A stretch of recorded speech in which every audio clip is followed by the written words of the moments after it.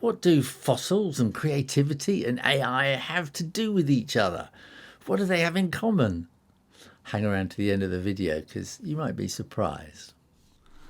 I'm going to draw a fossil because drawing is my medium of expression. It's kind of what comes naturally to me. So I'm going to draw this kind of, it's a sort of a dolphin shape, isn't it? Can you see roughly? Anyway, this is just an outline. Let's start about here. And I want it to look a bit crunky, don't we? And I'll give it a nice smile. Because, well, you know, I'm an illustrator. This is what I do. So this isn't a real fossil at all. I'm inventing the whole thing. And what I'm going to do is I'm going to draw this fin down here. And I'm going to make this a completely fake fossil because I'm going to not have fins. I'm going to have ferns instead. So, because some of the really beautiful fossils you find are of old ferns and things, and that beautiful pattern that you see imprinted in a rock when you sort of tap it open. I don't know if you've ever had the pleasure of doing that.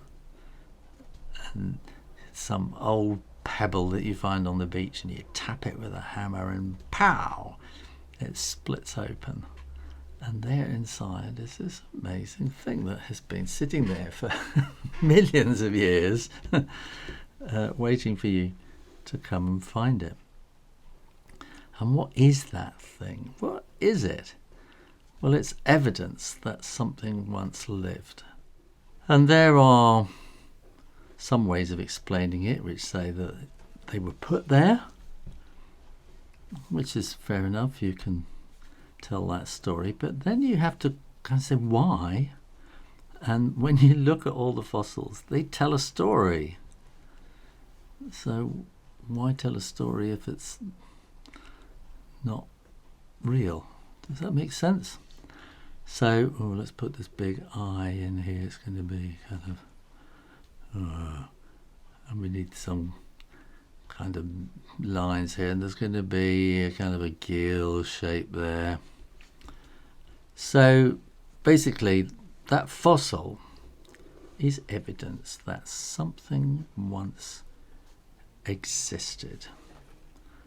And what I'm doing now is a drawing, and this drawing is evidence that I once paid attention. It's evidence that I once had an idea, and I paid attention to this idea and developed it in my brain.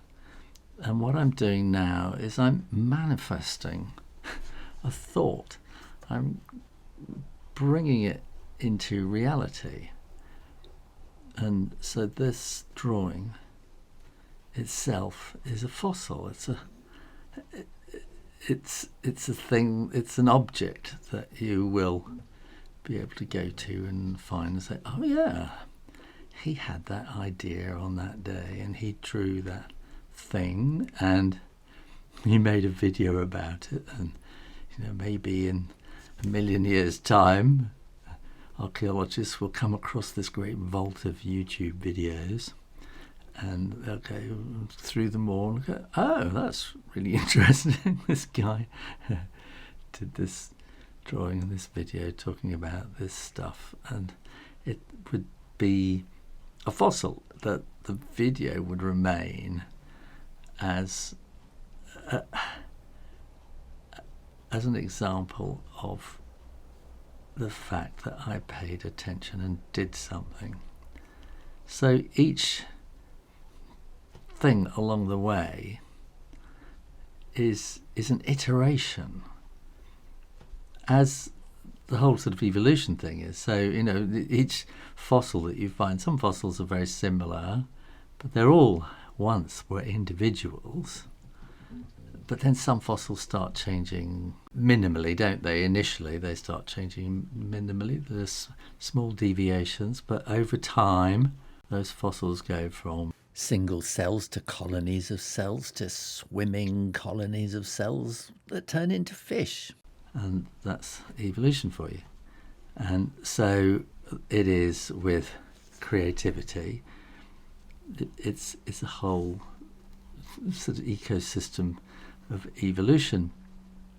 Somebody has an idea and they draw it, or they paint it, or they write the tune, or they do whatever, they sculpt it, they garden it, they turn it into a football game or something like that, whatever. Everything humans do is creative, essentially. Let's put a little thing in there like that, and I'll put some little sort of marks. And so I'm basically developing this sort of concept of the Commonwealth of creativity. And however original you think you are, you're not really. You're just a tiny bit original, because you have been trained, much like an AI is trained, on the existing culture, the Commonwealth of culture. And so you read books, you go to galleries, you watch TV, you watch movies, and through it all, and you have conversations with real people, they still exist, and through it all you imbibe this culture, and your individual imbibation, is that a word? Anyway, the ingestation of the culture that you ingest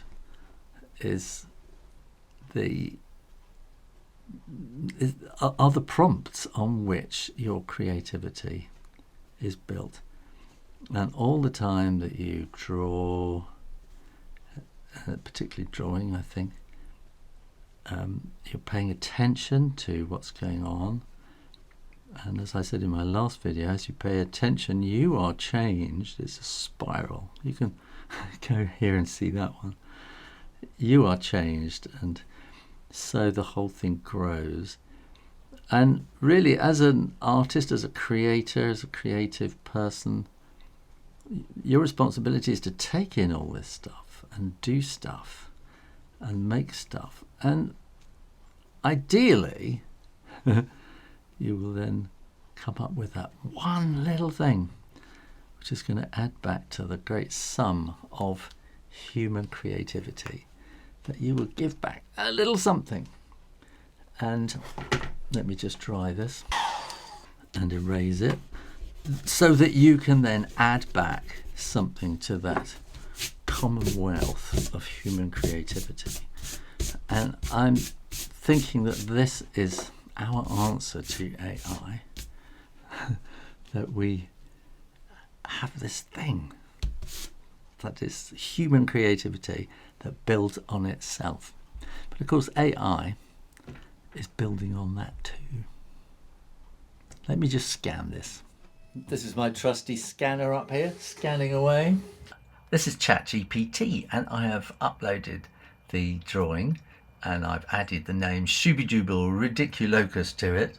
And I'm going to ask it, can you make this drawing of a fossil that I made of Shoobeedoodle Ridiculocus look like an Edwardian scientist field notebook page of a new fossil discovery, with notes and a bit of Latin thrown in to make it look academic?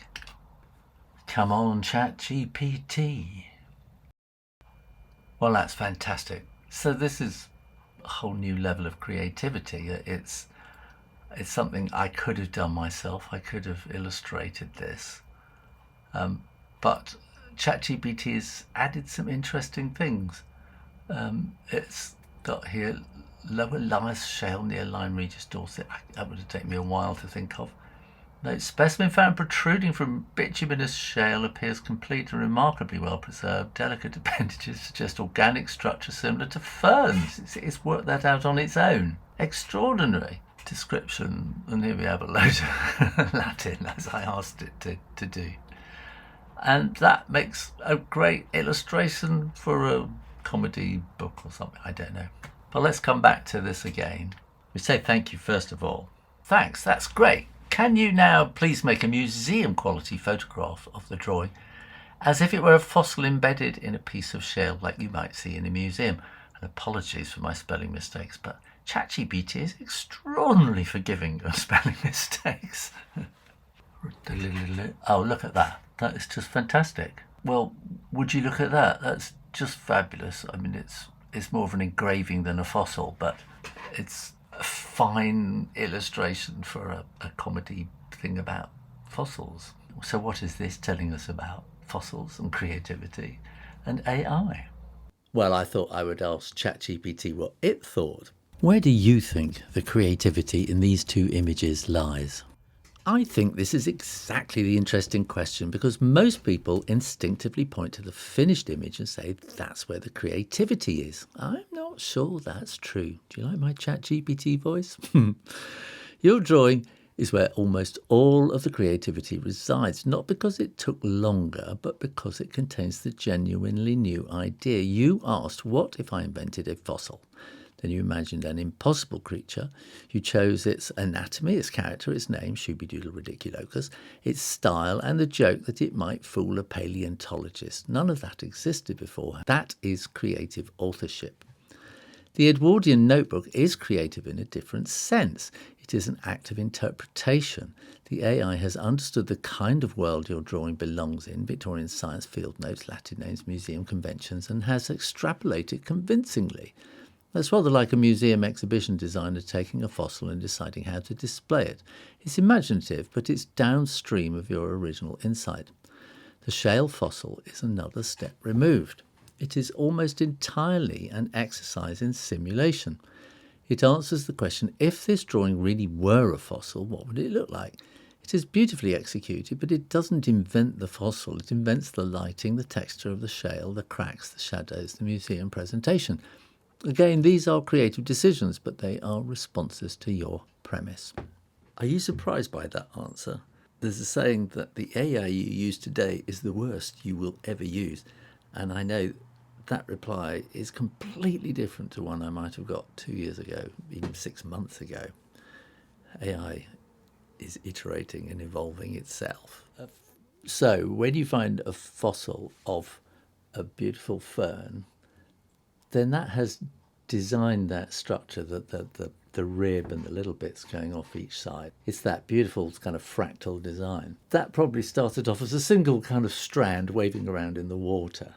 And then somehow it got out onto land and it's managed to survive on land. That's the next iteration. But it's built on the thing that's come before. So it's the original thing, that original idea of clinging onto a rock with a root structure, a rib, and the bits of fern sticking out the side. That's the original structure.